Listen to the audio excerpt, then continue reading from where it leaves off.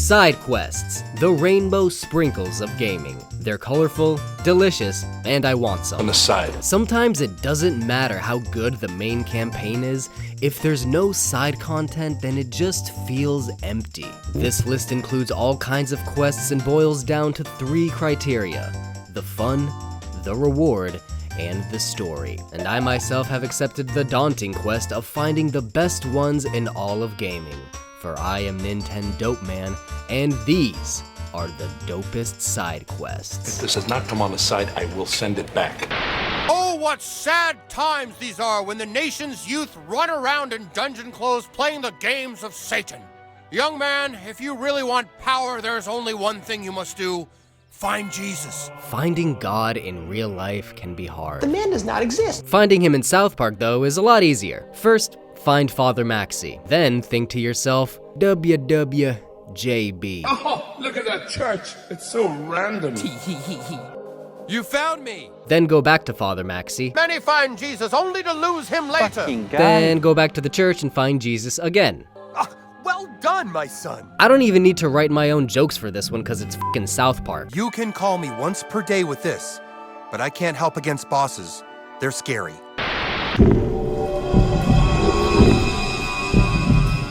Most survival horror games don't have side quests per se, but one sticks out despite being so tucked away. First, a bit of backstory. In The Legend of Zelda: A Link to the Past, Link can enter a great fairy fountain, drop his gear in the water, and the fairy will ask him if he did it.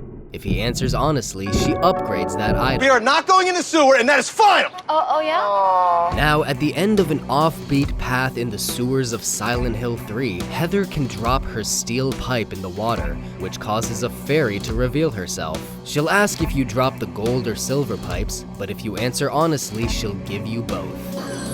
I have finally found a truly honest man. We didn't think you were a man, per se. I did. If not, You are a liar! it's my favorite game ever, referencing my second favorite game ever. Sewer, huh?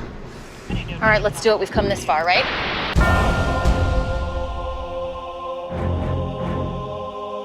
Another survival horror side quest starts in the year 26 BC, when Pius Augustus wanders into the forbidden city of the ancients and becomes the antagonistic Lich, leaving his former life behind, including his Roman gladius. He also found the ruby effigy, which was rediscovered 500 years later by Persian swordsman Karim, who also found the emerald effigy and became the guard of the inferior artifact. Without your sacrifice, the world will fall into eternal darkness. Nearly 1 millennium later, Karim passed all of these down to Roberto Bianchi, an architect surveying the site for the pillar of flesh to which he was sacrificed. After another 500 years, Canadian firefighter Michael Edwards found himself lost in the ancient city while extinguishing inflamed oil fields during the Gulf War. He was given all the items and used them in a puzzle based on the game's Circle of Aggression and unlocked a chamber housing the very gladius wielded by Pius, now enchanted by the superior ancient. Michael covertly delivers it to Alex Roivas, who uses it to finally stop the plans of its original owner over 2,000 years after he abandoned it, in a final boss fight made so much less tedious by how you can throw it like a boomerang.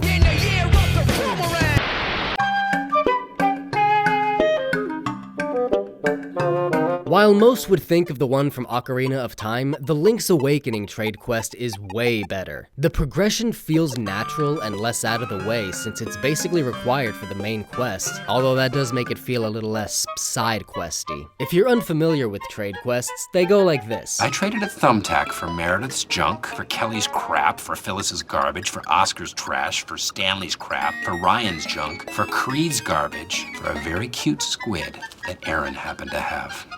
This one starts off with the rest of the game in Mabe Village, where you have to win the Yoshi doll in the crane game. Give it to some parents giving their kids a toy and they'll trade you a ribbon. Don that to a fashion-conscious chain shop next door in exchange for a can of dog food, which can be bartered for some bananas with a crocodile in a beach house. Feed the bananas to some monkeys, who will build a bridge leaving behind a single stick. Relinquish the stick to the village idiot so he can poke a beehive, then deliver the honey to a bear in Animal Village who needs ingredients. He'll thank you with a pineapple, which you feed to the dad from before, giving him the energy to go back home, and you a hibiscus. Go back and begift it to a goat for a letter, then mail that to Mr. Right for a broom. Then give that to the old lady sweeping all the time for a fishhook. Give this to a fisherman and he'll catch you a mermaid necklace. Return that to a nearby mermaid for a scale from her tail. Finally, slap the scale on the mermaid statue to open a cave where the magnifying lens lies in wait. This item pulls the veil over many secrets but has two main uses: reading a book for directions to the final boss's lair, and finding the secret beachside cave to trade any item for the boomerang. And I'm just saying, not only do you need the directions for the final boss, but I also use this boomerang way more than the Begoron sword.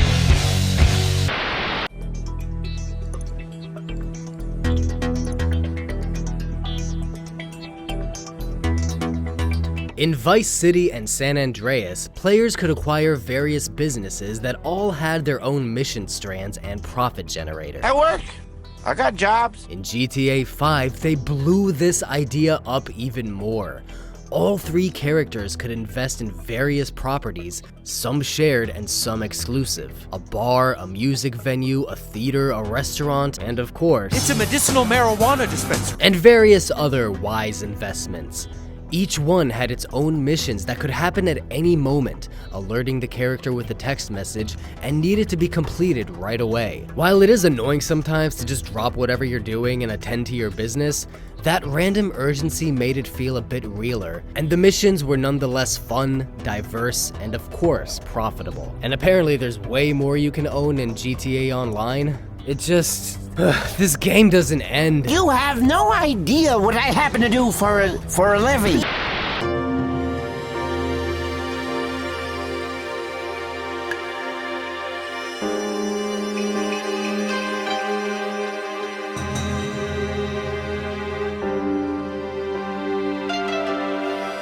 In Okami, the Japanese-inspired world of Nippon is withered and dying, and it is Amaterasu's quest to rejuvenate the land with her celestial brush. Simply by drawing circles and lines and shit, you can revive plants, repair structures, and feed animals. It's kind of the backbone of the entire game, and the best side quests are their own reward. Making the world beautiful is a major theme and the backbone of the main quest of Okami, a game that truly brings art to life.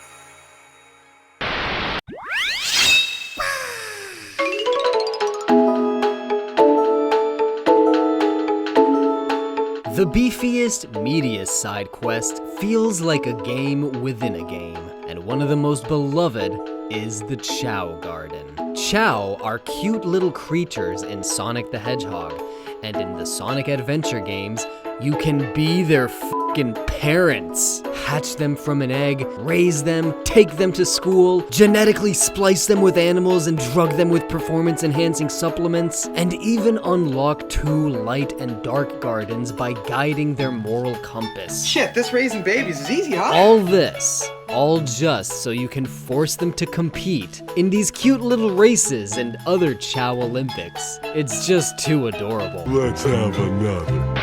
He's an importer-exporter, okay? Good shot, kid. I think you got him. Good shot, kid. I think you got him. Grand Theft Auto is famous for so much, including having so much side content that you get totally distracted from the main game. One of my favorites from back in the day were auto exports. Just imports? No exports? 3 had a garage to fill in each borough, and one of Vice City's property assets was a car showroom. San Andreas, at the San Fierro docks, A massive cargo ship is moored by a bulletin board displaying a double-columned list of cars. It can get tedious, but it's so much fun to just drive around listening to all the radio stations, combing the map for all the different vehicles. When you find one you need, you gotta steal it, drive it back undamaged, or drop by the conveniently located pay and spray, use the crane to lift it onto the ship, and get paid. He's an importer-exporter. There are 4 lists to complete, and every car you export will also be unlocked for import. For a price. $5,000. What? Oh, boy. Just an hour ago, you gave us 300. Yeah, man. Yeah, I don't recall that. Since Link can fight Ganon as soon as he wakes up, the entirety of Breath of the Wild is one massive f***ing side quest. And I almost did that. But that would be cheating. Survival is this title's major theme, both in gameplay and story, and the whole idea is condensed into this single awesome quest, making Eventide Isle a microcosm of Breath of the Wild. You'll likely notice this large island off the coast, and like everything else in this game, you think, I want to go to there. So you find a raft and a Deku Leaf and voyage across the sea. Stepping ashore, you are presented with a challenge. Everything but your slick Sheikah boxers and slate are taken from you, putting you back in the state you started the game in. Link must start small by forging items and fighting encampments while placing 3 shiny Sheikah balls in slots around the island, one of which is guarded by a Hinox. It's the classic survivalist test. Could you survive on a deserted island? Link makes it look so easy and so fun.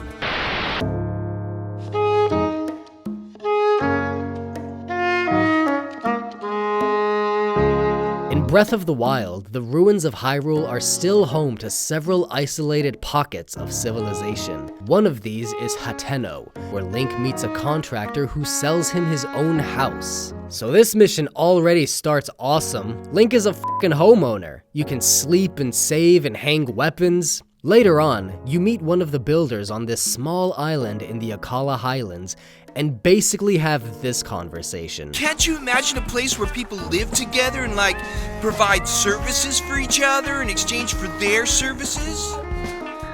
Yeah, it's called a town. Along with over 100 bundles of wood sourced from level trees, Link must bring him a Goron to clear the land, a Gerudo to tailor clothes, a Rito to run shop, and a Zora to officiate the wedding with the Gerudo chick. The catch is that all their names must end in son to keep in line with the company name, Bolson Construction. It's a family business. I wanted it to be wholesome. In the end, Link's many rewards include his own house, a new line of vendors, 3 diamonds, and a town that comes to represent the revitalization of Hyrule. One can only wonder what lies for Terrytown in the sequel.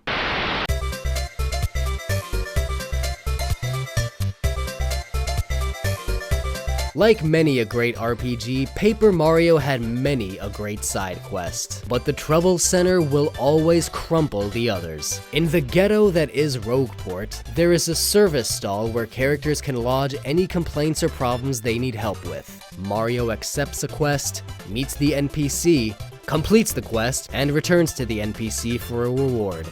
Usually a badge or something. But the real reward, of course, is more content and more hilarious dialogue from the best entry in this Lost series. Take it easy, it's just a drawing. In Beyond Good and Evil, main character Jade actually has a part-time job when she's not plotting a rebellion against the global alien government. I got jobs. She photographs the planet's fauna and wildlife for the Science Center. It's a super fun mission that takes the whole game to complete and encourages you to focus on the incomparably unique imagery of this game's world. You even get a tracker to help find everything. There's 56 total with payments in the game's Pearl-based economy and a nifty zoom lens.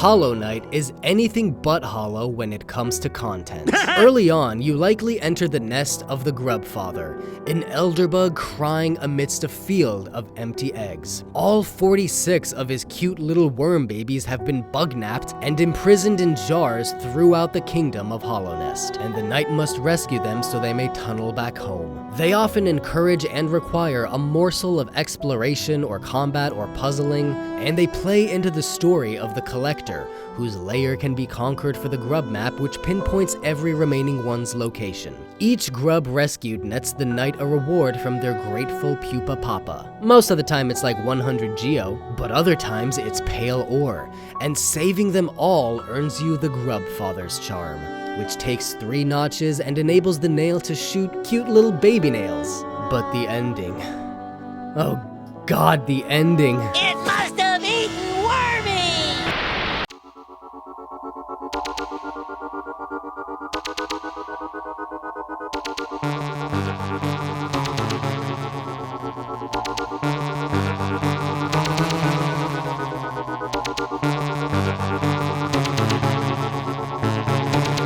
Majora's Mask is the darkest and strangest Zelda for many reasons, one of those being its emphasis on side quests, of which there are so many and whose working parts are so intricately scheduled around the 3-day cycle that they have to be recorded in the Bomber's Notebook. One of the darkest and strangest of these is the invasion of Romani Ranch. This night is consistently the longest 2 minutes of my life. It's not hard, but the atmosphere is relentless.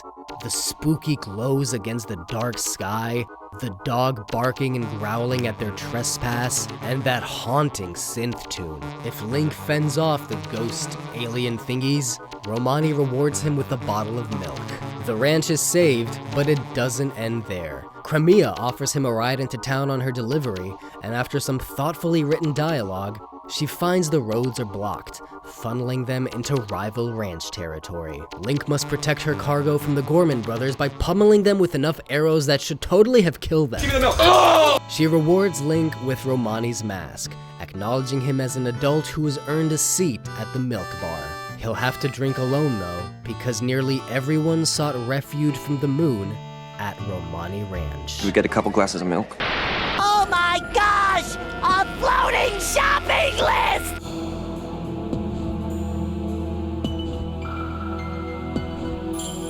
Okay, there's one more survival horror side quest. There are 2 types of ghosts in Fatal Frame.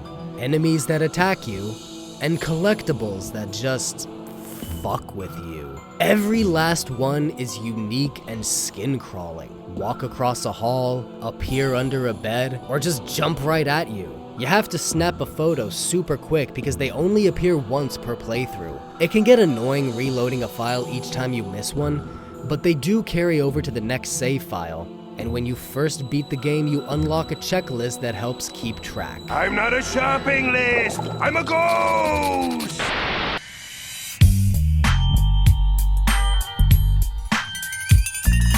This was my favorite thing to do in San Andreas. Honestly, I love stealing things. All 3 major cities contain a black box van hidden somewhere. Drive it to any residential area and wait for the clock to strike 8 p.m. From then on, nearly every home can be broken into and robbed. The attention to detail is amazing. Lower class homes in the ghettos and trailer parks are messy, empty, and feature a few cheap scores. Upper class homes in Mulholland and Rockshore have luxurious interiors filled with expensive loot. You can hit many homes in one night if you're fast, but don't make too much noise or you'll wake up those pesky cop-calling homeowners. And don't lose track of time, because if you don't make it to the garage by 6 a.m. 1200. Ow, boy!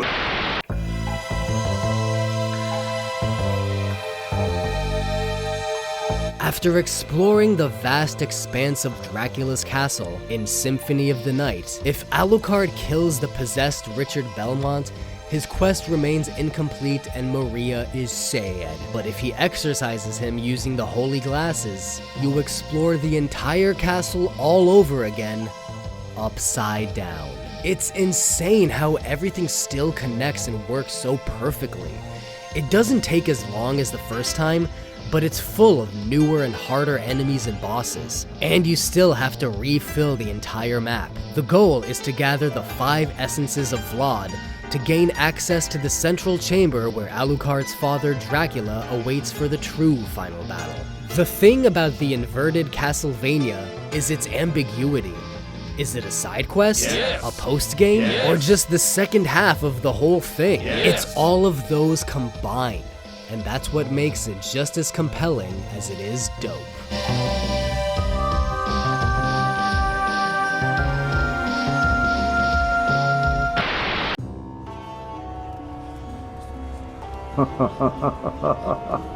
I am Solaire of Astora, an adherent of the Lord of Sunlight. Now that I am undead, I have come to this great land, the birthplace of Lord Gwyn, to seek my very own son. Saving Solaire is one of those quests where it's like if you don't do it, then it's like you don't get the full game experience. Solaire is a friendly and joyful undead knight from Astora on a journey to find the sun in the dark world of Dark Souls. The sun is a wondrous body, like a magnificent father. If only I could be so grossly incandescent. Throughout the game, you run into him and learn about his quest, his backstory, and make the choice whether or not to offer up 30 humanity to save the man who gave up everything on a foolish goal from going insane. I have my very own son. And of course you're gonna do it, because in the end, he can be the one to help restore the sunlight to the world. As if that's not its own reward, you can also summon him to help you fight various bosses, including the final battle with Lord Gwyn. And in Dark Souls, that is hella useful. Some say this is a small consolation, but to them I say, I worship the sun. Hello, John. John Marston. Do I know you? I hope so. I seem to know you.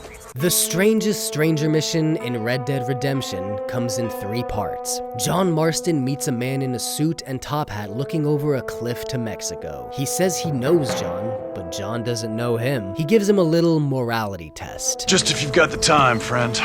You can choose to tell the man not to cheat on his wife, or go as far as paying the whore for him. I don't know who or what you are, but I guess I'm grateful. John meets the man again in the desert, where he gives another test. Once again, you can donate to the nun or rob her. Life is much simpler than we make it. John meets the strange man one last time at his ranch. What are you doing here?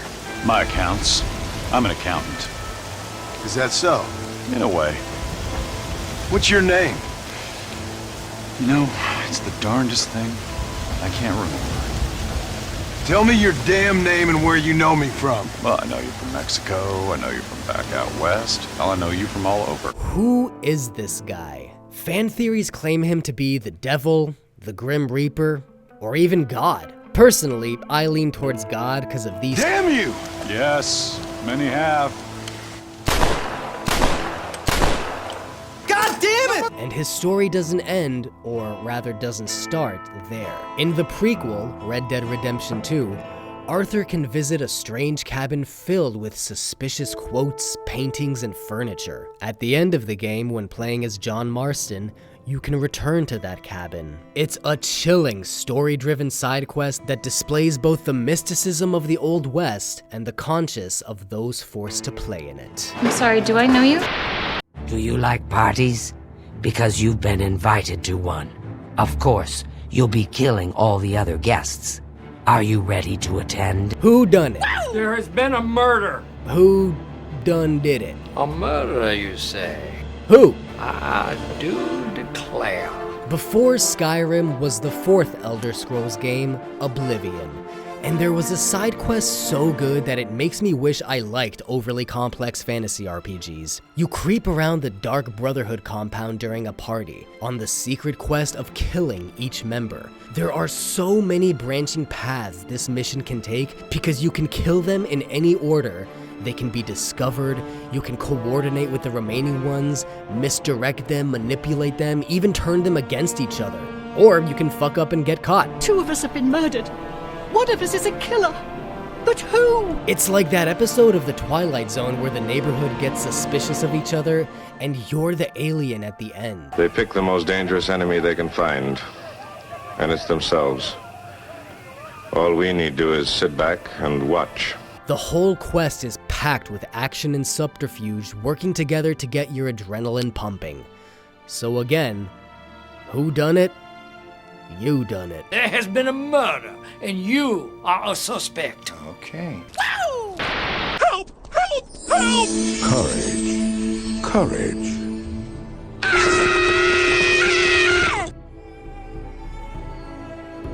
Beyond that gate is our home, Oasis. In the capital wasteland of Fallout 3, rumors float about a hidden paradise where lush trees and greenery grow like a symbol of hope and rebirth in this nuclear apocalypse. The aptly named Oasis is home to a cult of understandably wacko hippies who take tree hugging to the next level. They worship what they believe is a tree god, but is actually a man fused to a tree due to a radioactive incident. Harold's story actually dates back to the first two games, but by this time the tree took root and he's been stuck there for decades. I had you brought in here to ask a very simple favor.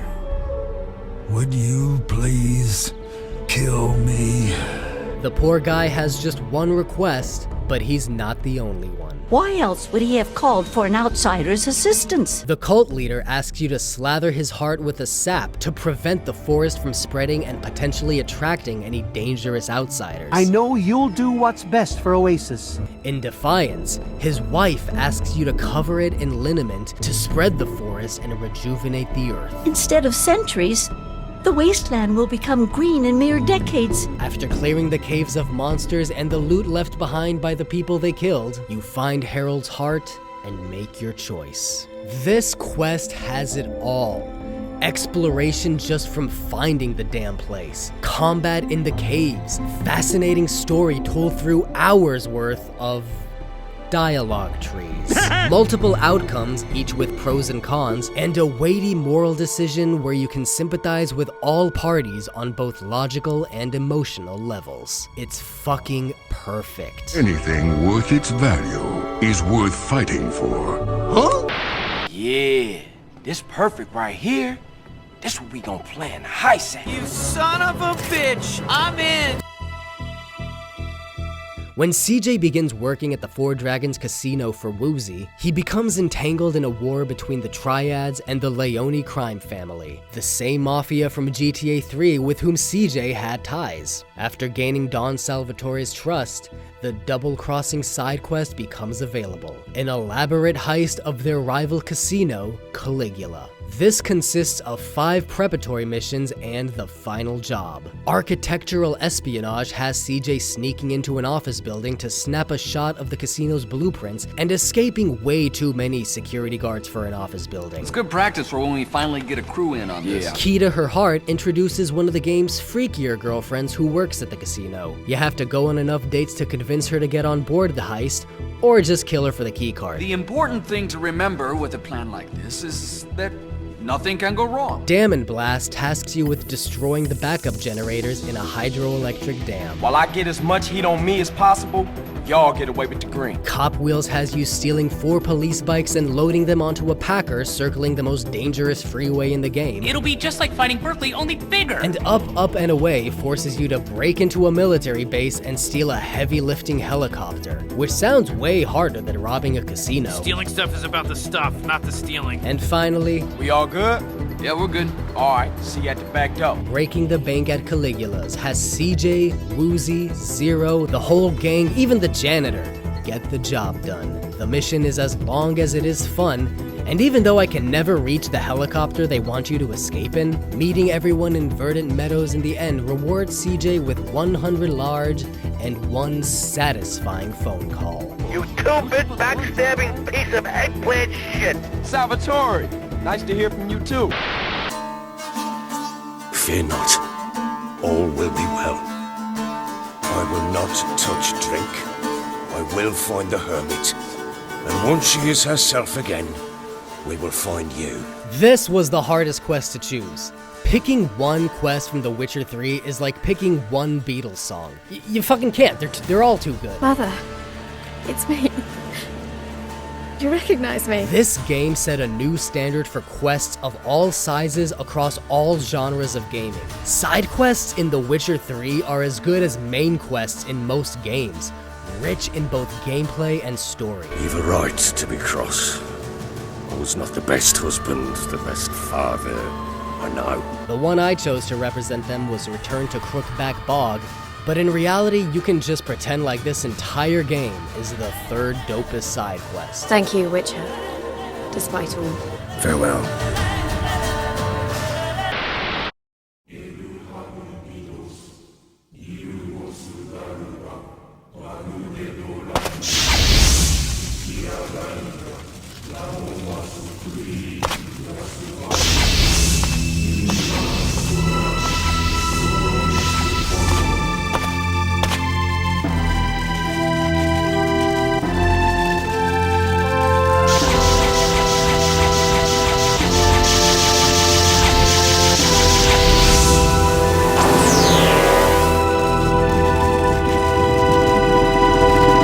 Chrono Trigger deserves top billing on this list, if only for the fact that its two big contributions to game design are multiple endings and story-driven side quests.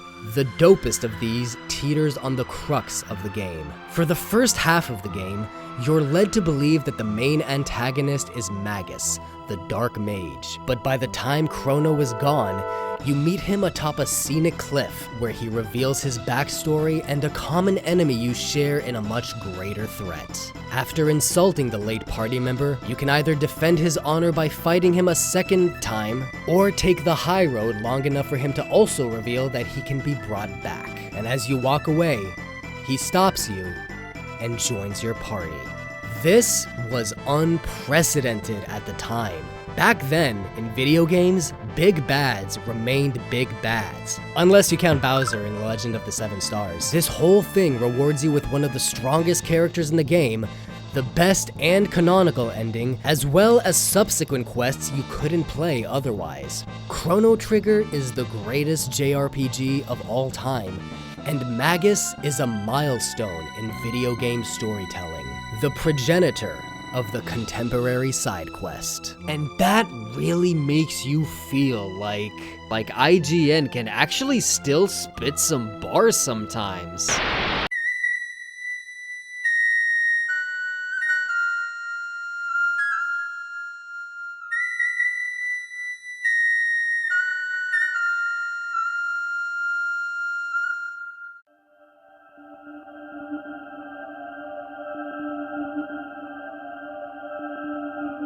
Majora's Mask is my favorite Zelda, and it's generally agreed to be the most unique in the series. The dark tone and themes, the 3-day cycle, the masks, and of course the Bomber's Notebook bottling the game's emphasis on side quests. And the one that gets constantly name-dropped as the dopest side quest in all of gaming is the story of Anju and Kafei. It's actually many of the game's side quests intertwined. Among the many pranks and curses pulled by the Skull Kid under Majora's influence, one of them is turning a man named Kafei into a child days before his wedding to the local hotelier, Anju. His mom asks Link to find him using this creepy mask of his likeness. He shows it to his fiancée, who asks him to meet her in the kitchen at 11 p.m. She gives to Link a letter to mail. If it's delivered on the second day, he can enter the house in the laundry pool to find the mysterious boy in the Khitan mask was Kafei all along. After explaining to Link his entire plight, he gives him a necklace to pass on to Anju, which she takes as a sign and decides to stay and wait for him instead of fleeing. If Link also did not save the old lady on the first night, Sakon will sell his wares on the second night, and by morning Kafei will be gone. The curiosity shop owner reveals he was a family friend and gives Link 2 items left for him, the Khitan mask and a letter to his mom. Cafe waits the whole third day near Sakon's hideout until 6 p.m. When he triggers the alarm, he and Link must work together to get through the room's traps and puzzles before the mask is lost. And in the final hours, there are 2 things left to do. Deliver Cafe's letter to his mom directly at the bar for a bottle, or give the postman a reason to live and a reason to flee in exchange for his hat. And then, in the very final hour before the moon crashes into Termina,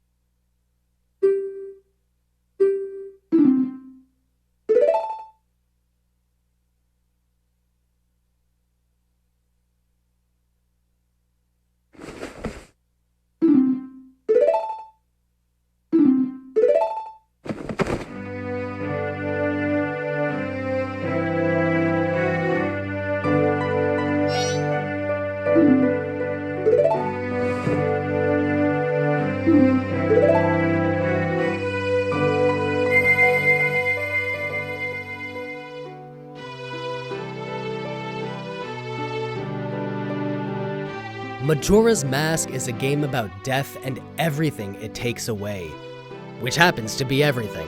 But Anju and Cafe fearlessly face that fate together.